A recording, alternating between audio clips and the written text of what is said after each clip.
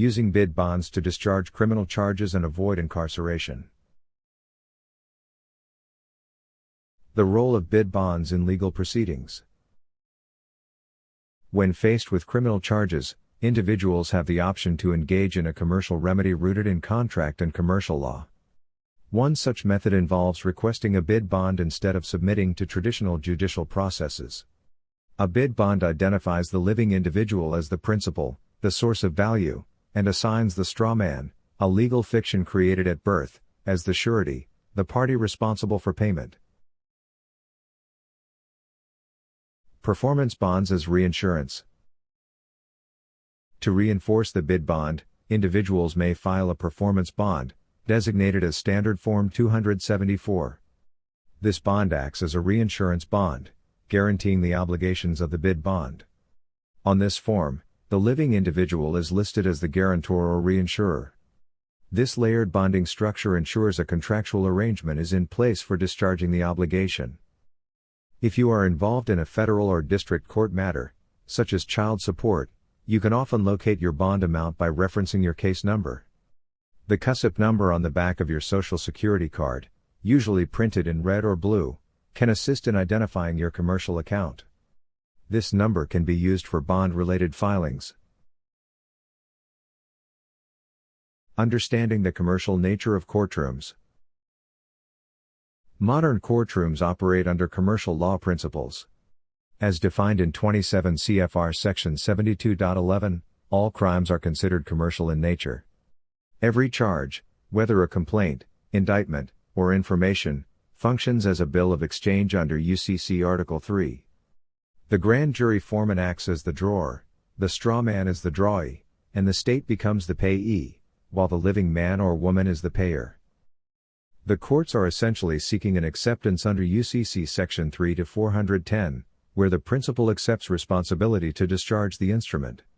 Failing to respond appropriately results in dishonor under UCC Sections 3 to 501 and 3 to 505, allowing courts to monetize the dishonor and sell it on the commercial market, often to the detriment of the defendant. Your legal identity and trust relationship. The straw man, or legal fiction, created through your birth certificate, is a CUSIP trust. You, the living individual, are the fiduciary trustee responsible for settling accounts. As the principal on the private side of the ledger, you hold the exemption necessary to discharge debts by operation of law. Your failure to act as the authorized representative allows the state to monetize your dishonor. Each imprisonment leads to the creation of a Standard Form 24 bid bond, commonly referred to as a prison bond. These bonds carry high commercial value and are often sold to investors. For example, on April 9, 2002, Lehman Brothers extended a $695 million credit facility to the Corrections Corporation of America, CCAA for-profit prison operator, fueled by the lucrative industry of incarceration. Accepting charges and discharging debt. To stay in honor and prevent incarceration, you must accept the charge for value and offer settlement through your exemption. Courts operate using accrual accounting, balancing debits and credits through double-entry bookkeeping. A dishonored presentment results in default, which becomes monetized. By accepting and settling charges correctly, you prevent this from happening and assert your authority as the principal. A practical remedy begins with a conditional acceptance. I am willing to provide my name upon verification that charging papers exist in the court record. This process rebuts presumption and keeps you in honor. Once engaged, instruct your appointed attorney to submit a letter of rogatory, also known as an acceptance for honor, requesting full settlement and closure of the account. Reference your CUSIP and auditress numbers, derived from your Social Security number, and include the phrase, I accept your charges for value and consideration for post-settlement and closure of case _, account _, SSN, using my exemption for full settlement.